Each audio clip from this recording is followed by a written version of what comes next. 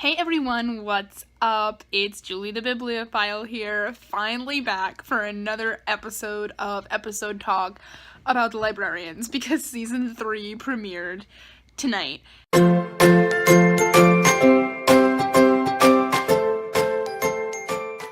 So I'm gonna be honest with my first thoughts. I'm gonna be really honest about my first impressions, is that it wasn't my favorite episode ever, okay? It wasn't the best episode ever, kind of like how last season after the premiere I was like reeling and saying this is the best episode ever, this and this and this and this and this. I didn't really have that sort of feeling for this episode, and I think there's a lot of factors to it. First of all, a lot of shows have that weird period where, you know, around season 3 or 4, they start to feel like not the same show, and it always settles into itself and feels like the same show again, but it usually takes like 2 or 3 episodes. So the Librarians has that feel right now, and it needs some time to settle into itself. And there are factors specific to that are contributing to that. One being, it didn't feel like a premiere. It sort of felt like we were just coming in on an episode in the middle of the season. Because, like, there was no exposition whatsoever. I mean, it was just, we got tossed straight into the action. The episode started, they were on a mission, and they moved straight on to the next mission. No time to slow down, no exposition. Speaking of no time to slow down, that was the second thing. There were no slowdowns. Last premiere, we got a lot of time to, you know, be reeling about a lot of things and screaming about a lot of things because there was this Evelyn thing and this Jassandra thing and, like, this character development thing. This episode was all about the action, which is okay in its own form. It just made it feel not like a premiere. Because, you know, often premieres will have a little bit of both. And, you know, third, there's also this sense that all the characters last season developed into new people. And what I didn't take into account, while I was really excited about that at the end of last season, what I didn't take into account about that is that meant that it was going to feel different when the show came back, because now no one's separated, everybody's together. And, so, like, we don't have Flynn running back and running away and some big Evelyn kiss and some fighting or time for people to start getting closer, because they are close, which was great, and it had its great moments, and that's what I'm going to talk about now. Now that I've gotten off my negatives, the things that I didn't like, the things that made it not the best episode ever for me, now I'm going to talk about what I like, because it is The Librarians, and it is my favorite show, right? Before I do that, I'm going to sit up. Okay, that's better, isn't it? Before I talk about the episode itself, I want to talk about, you know, what we've been hearing about Season 3, and some recent developments that happened with that very recently. Recently, a lot of people, including myself, have been upset because Dean Devlin has just been pushing again and again that this season is going to be darker, that it's going to be dark, the risks are going to be higher, and that there's going to be a major character death. But what happened today is that Dean Devlin noticed that people were not responding well to this, and that people might not be watching the show were saying that.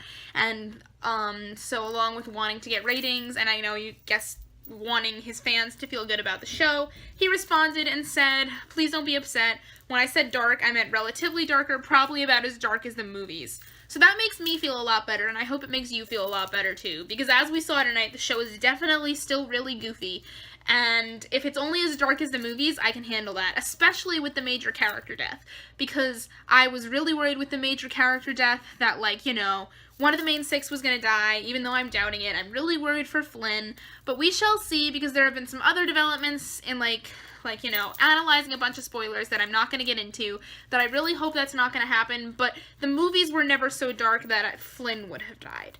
So I'm not going to say that with certainty, because I don't want to jinx it. Anything's possible, you know? But, so that's that. Back to the episode, right? Now that we know that it's not that dark because all the things that happen, but the episode starts and we have, this museum with the Egyptian exhibit, and first of all, I hear the guy say Deirdre, and I got so excited because, like, Deirdre and Harry, right? And then she says, broaden your horizons, Barry. And my whole life is a lie because we had been waiting for Broaden Your Horizons, Harry, and we got Barry. And I'm so pissed off, right? Because, like, Barry, really? But anyway, into the real stuff about the episode. Then we see the librarians working on this case together to get this artifact. I don't remember a lot of the details. I was excited. I have to watch it again tomorrow to pick up more of the details. They were working on this case, and we can see now that they have this whole group dynamic. They've all stayed together. We don't know for how long, but they have stayed together this whole time, working together as a team, which we knew they were going to do at the end of season 2, but it just feels weird now, right? So then, you know, there's this truck. Jake and Cassandra jump in the back of the truck together. Thing blows up. Little shippy things. They get back to the library and the clippings book blows up. And this, around this time, was one of my favorite parts of the episode that I'm still reeling about, is that Jake called Cassandra Cass. Now, last season and first season, we got him calling her Cassie. While the first season, it was a couple of occasions of Cassie, but mostly reserved to Cassandra. Last season, we got Cassie all the time, and she started calling him Jacob. This season, he called her Cass, and that has only happened in fan fiction before, so like, I am so excited about that. Some of my other favorite parts of this episode were, you know, Stumpy, the mention of Stumpy from Ezekiel, and they were making s'mores, and oh my god, the singing. The singing was actually so good. Like, I could tell it was good when I saw it in that trailer that came out of Asia, but, like, I didn't know it was gonna be that good, because it was, like, it was okay, the part that they showed in the Asia trailer, which was the main chorus of Glory, Glory, Hallelujah, but, you know, when it got to the beginning, when they were coming in, they sounded like a real a cappella group, and I know that's probably because a lot of actors on TV have musical theater training. And then we got that hysterical moment of, you know, the Lits coming together at the end, like, what should we name our band? And I am for Cassandra's idea of the Bibliotech Nodes. That is my new favorite thing. I want that on a shirt, Bibliotech Node, right? Because I'm a book nerd and I love music, so Bibliotech Nodes. Really, the parts of this episode that I liked were the goofy parts.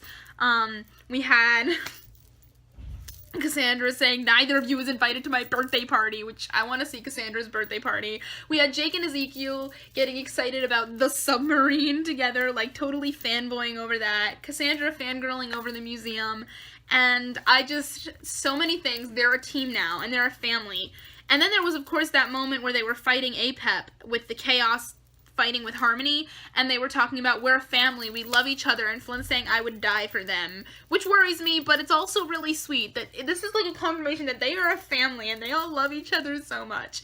And, like, I'm feeling like these parts of the episodes feel so distant, which is usually what happens with my lesser favorite episodes, but, so I'm gonna go and rewatch that again tomorrow online, and, like, see what else I can pick up. Getting to actual plot points. Basically, the only plot points we saw in this, it was not like a filler episode, like, you know, most episodes in the seasons are. There wasn't, like, really a single isolated mission you could think of, other than getting that key. It was mostly set up for the whole season, so maybe that was another reason that it felt off, because it really just felt like a recount of everything that we already knew from articles and interviews, which was that there's the Egyptian god of chaos, Apep, trying to release chaos in the world and upset the balance between evil and good. And then we have the Dosa, trying to arrest the librarians, which actually made me feel really uncomfortable. Like, that, like, it left me with a sense of, like, oh my god, like, this looming doom over their heads, and I'm uncomfortable about it, but I'm excited about that, because I think that's going to be a really, really good part of the season, and I think I am going to enjoy that villain arc more than the, Egyptian arc. We do know from Rebecca Romaine that Eve's loyalties are going to be tested here, and so that's really interesting to me, and I am so excited about it. The walking mannequins was creepy as hell. I was like, okay, so now this is where they're getting the Doctor Who inspiration that they talked about, and like, but that was creepy. I got scared.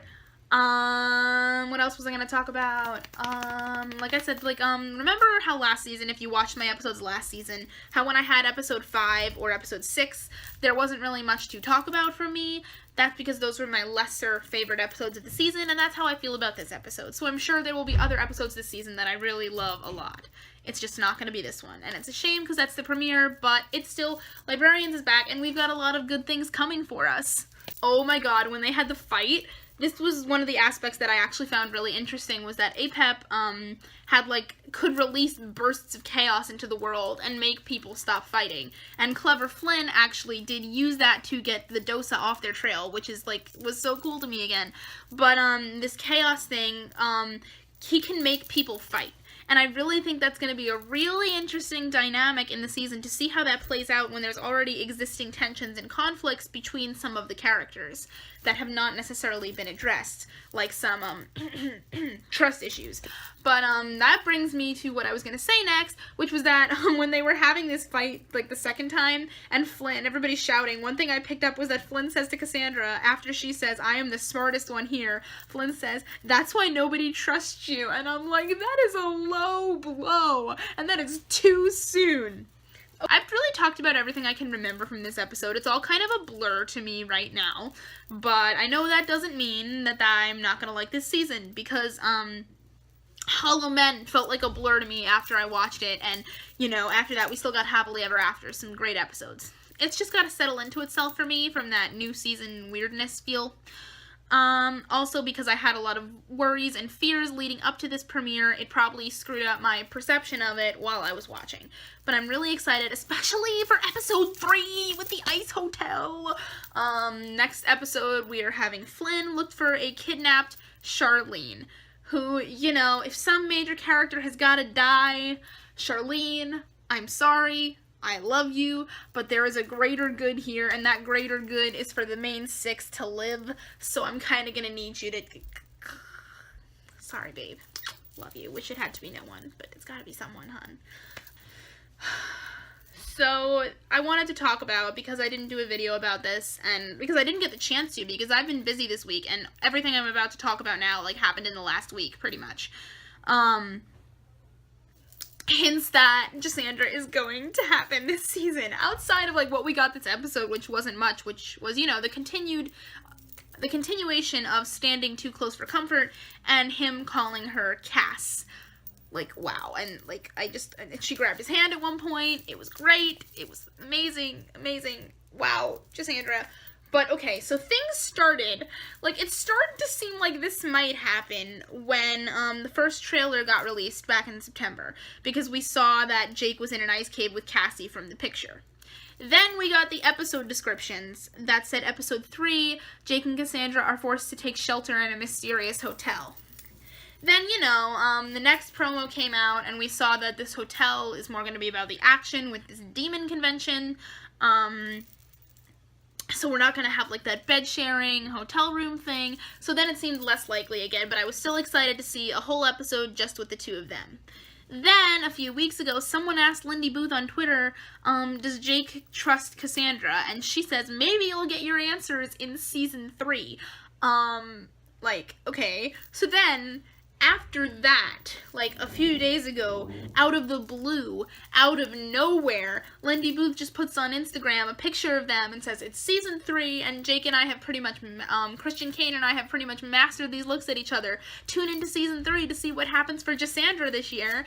And I'm like, what? Like, what? Like, that was, like, such, like, a promising thing. And then after that, there was an interview with Rebecca Romaine on the Yahoo Live TV. They said, can you tell us anything about Jake and Cassandra's relationship? And she said, there has always been, like, this will they, won't they subtext between them, and I know a lot of fans, like, love that pairing, and, it's the sweetest relationship I've ever seen on TV, and you'd have to ask them, meaning Christian and Lindy. So that made it seem like it could have gone either way with that, how I felt about that. And then, tonight, in an article released by EW the other day that first of all talked about the death in a way that made people uncomfortable, but then after that it said that things will get slightly more romantic this season due to an episode with a love potion. So that's kind of seemed like the confirmation for me, but then I didn't watch the live Q&A yet with the whole cast because I was driving back to school, and then I tried to just watch it now, and the Wi-Fi was really choppy, so I'm just waiting until, like, that's better quality for me to see it. But some of my Tumblr friends, hey you guys, just said to me that there was a question asked in this live Q&A that said, is another romance going to develop this season? And they said yes. Not only did they say yes, but apparently when this question was asked, Lindy Booth and Christian Kane, like, stared at each other.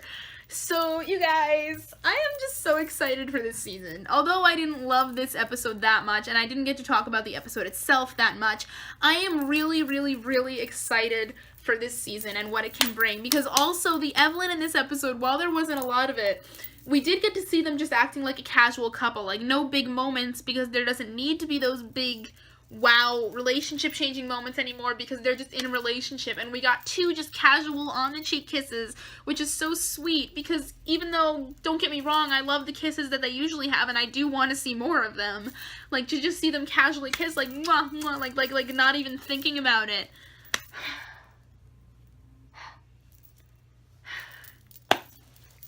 Alright, I'm not going to call you guys lits now. I'm going to call you guys bye-bye bibliotechnodes, and I will see you next week to talk about episode 2 and the Fangs of Death, and then we'll have some more insight onto Charlene in this season. Have a very happy Thanksgiving, bibliotechnodes, and I will see you next week. Bye-bye.